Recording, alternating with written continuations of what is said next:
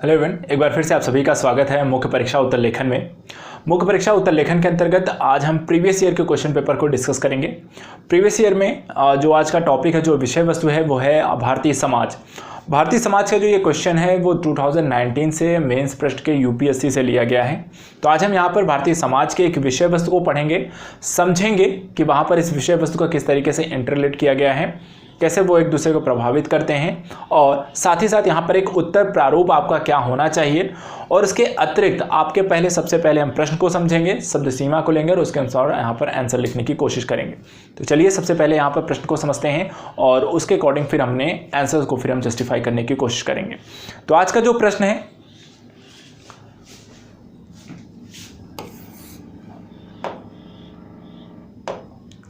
आज का प्रश्न है महिला सशक्तिकरण जनसंख्या समृद्धि को नियंत्रित करने की कुंजी है।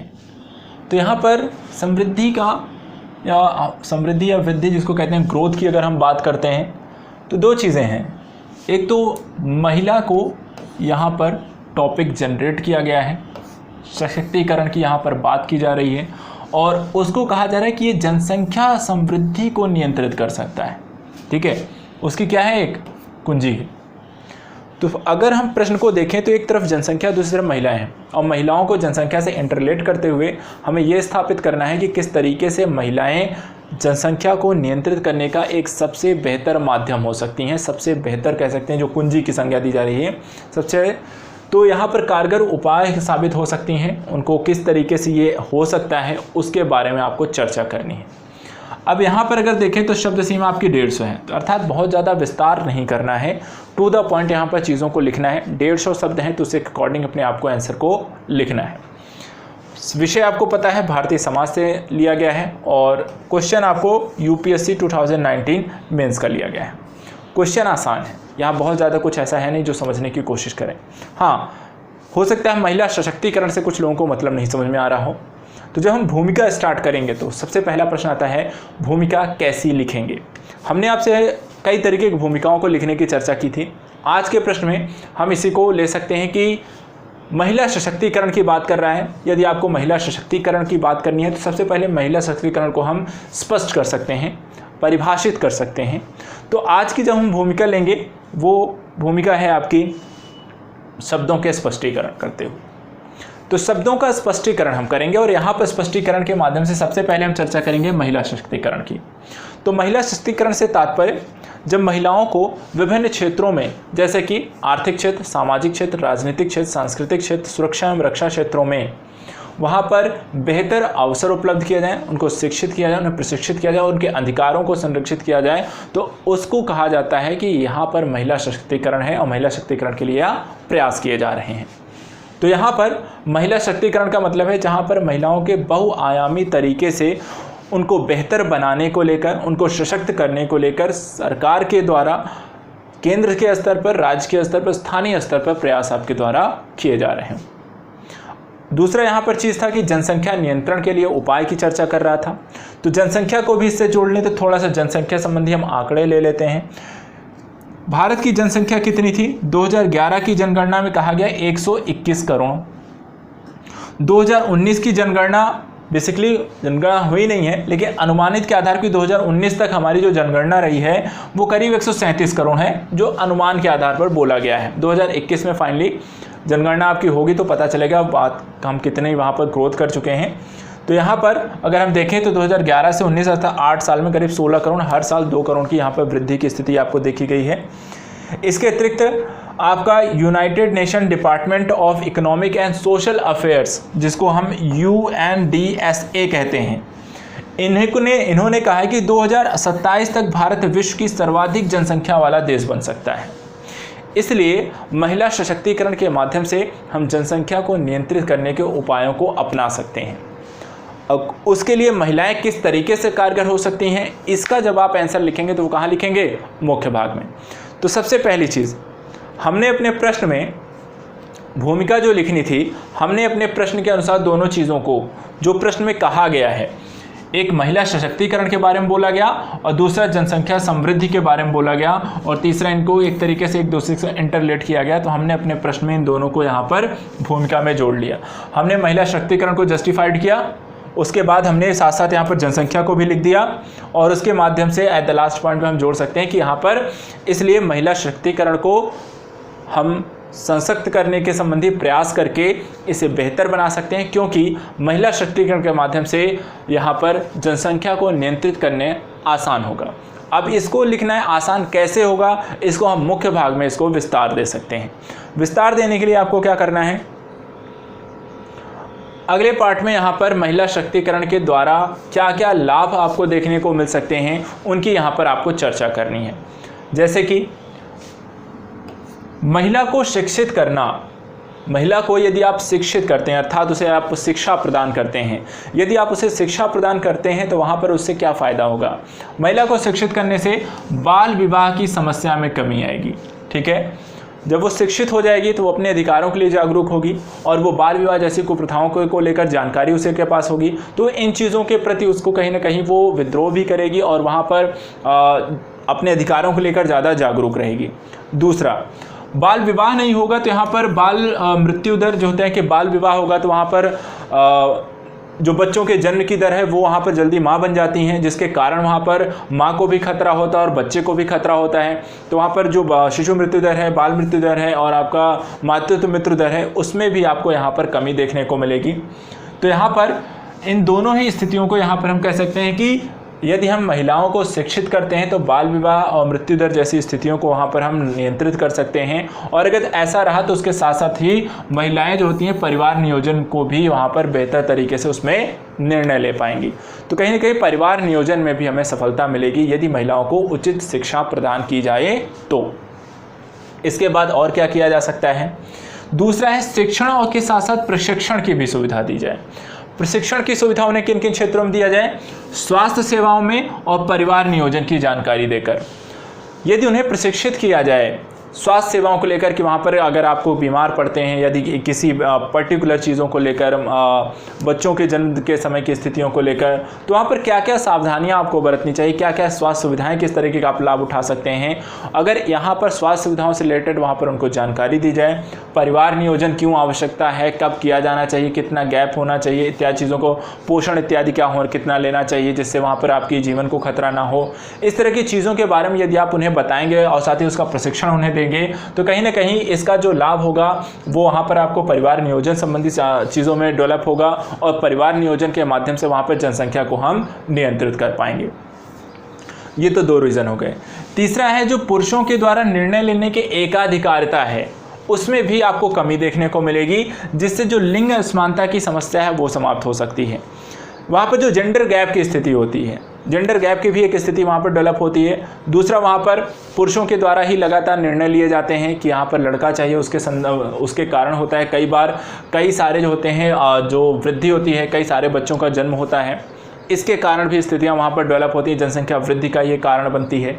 तो ये जो स्थिति डेवलप होती है जहाँ पुरुष निर्णय लेता है इन सारी चीज़ों को लेकर, परिवार नियोजन को लेकर वो निर्णय लेता है कि तो वहाँ पर कहीं ना कहीं यदि महिलाएं सक्षम होंगी, शिक्षित होंगी और परिवार नियोजन को लेकर उनके पास जानकारी होगी, स्वास्थ्य सुविधाओं को लेकर सचेत हैं, तो कहीं ना कहीं पुरुषों के जो एकाधिकार है, जो निर्णय लेने की एकाधिकारता है, उस पर अंकुश लगा सकती है, उन्हें सलाह मशविरा दे सकती है, उनको समझा सकती है और इसके माध्यम से लिंग असमानता और जनसंख्या के अनियंत्रित होने की स्थितियों पर भी अंकुश लगा सकती है ज़्यादा बेहतर तरीके से।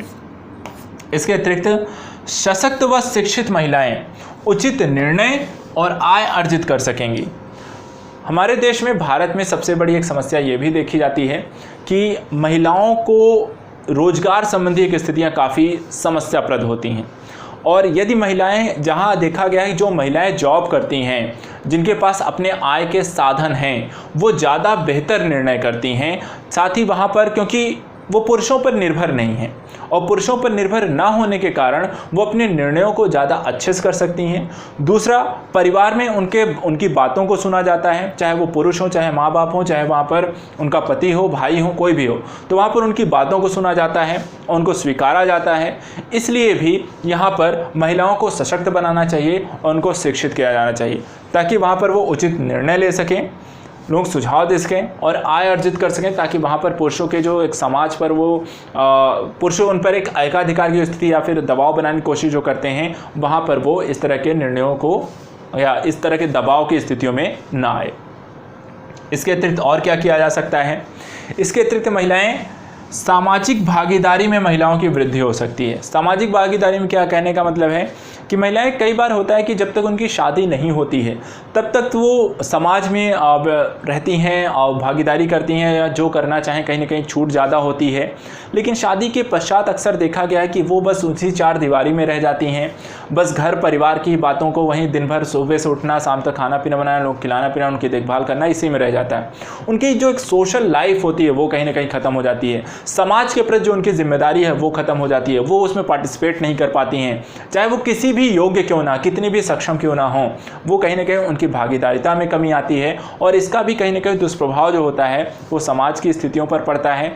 और इसलिए यदि हम महिलाओं को शिक्षित कर पाते हैं, रोजगार युक्त बना पाते हैं, निर्णयों को लेने में सक्षम बना पाते हैं, तो उनसे उसके कारण कहीं ना कहीं महिलाओं की सामाजिक भागीदारी में वृद्धि होगी, अपने अधिकारों को लेकर वो जागरूक रहेंगी और साथ ही साथ यहाँ पर अन्य लोगों को भी इसके साथ समावेशित कर सकेंगी, NGOs की स्थापना कर सकेंगी और उसके माध्यम से ज़्यादा बेहतर कार्य कर सकेंगी। और जनसंख्या के संदर्भ में ये बहुत ज़रूरी है कि महिलाओं की भागीदारी यहाँ पर बढ़े, साथ ही साथ सामाजिक भागीदारी बढ़ना बहुत ज़रूरी है।